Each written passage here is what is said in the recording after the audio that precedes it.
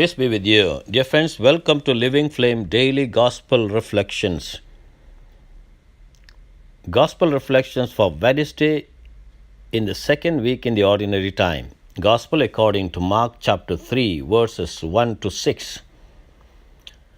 Throughout the Gospel of Mark, we see a growing opposition to Jesus from the Pharisees and the other religious leaders of the day. To understand that, we need to look at the religious landscape Jesus ministered in.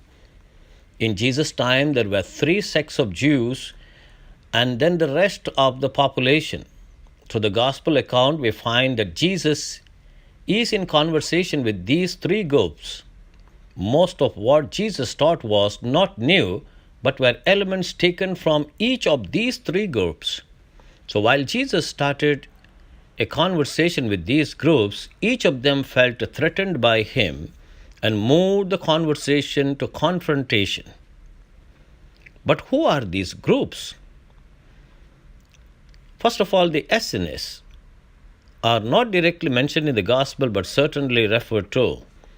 They were a very small monastic group which emphasized separating from the evil in society, either in monastic communities or communities of faith in towns across Israel. They also separated themselves from temple worship because they believed that the priests of the temple were corrupted and thus their leadership in worship was illegitimate.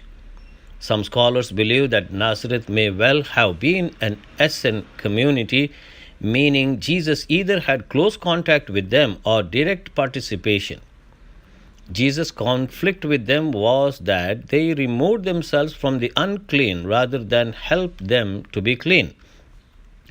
Then we have the Sadducees. They were a group of priests from the tribe of Levi and were the wealthy upper class and educated elite who were the priests and scribes. They comprised approximately 10% of the population of Israel, about 50,000 people during that time. They saw temple worship, which was the center of Judaism. While Sadducees ruled over the temple, the Pharisees were the leaders of the synagogue. They were the third group, the Pharisees, the place where the majority of Jews went for worship, study of the Hebrew scriptures, and discussion of how to apply them to life. They were lay teachers of the law, and their emphasis was on holiness, which meant strict fulfillment of the law. They accepted the entire Old Testament as the Word of God and believed in a number of things like angels and demons and even life after death. The Pharisees emphasized strict adherence to 613 laws of Moses. To be righteous before God, you have to make sure that people don't unintentionally violate any of the laws. So they created a set of rules around the law called the oral law or Mishnah, which acted as a hedge of protection so people wouldn't violate the law.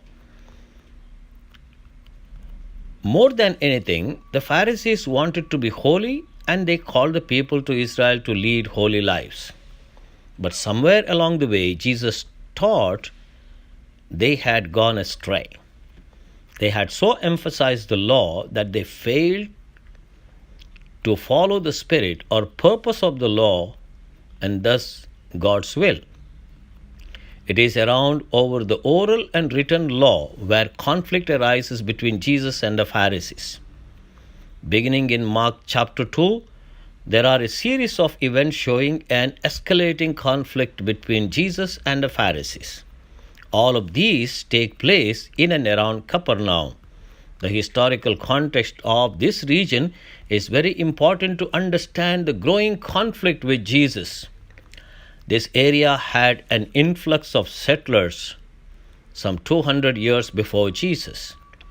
They were Jews who had decided to stay in Babylon after the exile, but when they heard there was a revolt in 200 BC and the government was under a Jewish control, they decided to return and begin preparations for the coming of the Messiah. Now we know here In this gospel passage, we find a conflicting situation. Jesus, as usual, entered the synagogue, and a man was there who had a withered hand. The Pharisees watched Jesus to see whether he would cure him on the Sabbath so that they might accuse him. And Jesus said to the man who had the withered hand, "Come forward." Then he said to the Pharisees, "Is it lawful to do good or to do harm on the Sabbath, to save life or to kill?" But they were silent. We can imagine what Jesus would feel. Silence was deadening. They did not want to comment, they did not want to criticize, they did not want to say no or yes, just silence. And that is why Jesus looked around at them with anger. Perhaps this is the second time Jesus gets angry, or many more times he might have had this kind of experience. He was grieved at their hardness of heart and said to the man, "Stretch out your hand." He stretched it out, and his hand was restored. Well, now the Pharisees were angry. In their silence, they wanted to plot against Jesus. They went out and immediately conspired with the Herodians against Jesus, how to destroy him. Dear friends, when some good is done, people must rejoice. We need to rejoice when good is done. But there could be a tendency when good is done, good is seen, good is visible, in some way we want to conspire to destroy that good or to destroy that person who does good.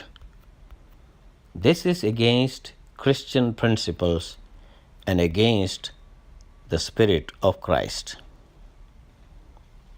Let us ask the Lord to give us the grace to understand this gospel in the proper context in our own lives, so that we may always rejoice when something good that is done around us in our lives. God bless you.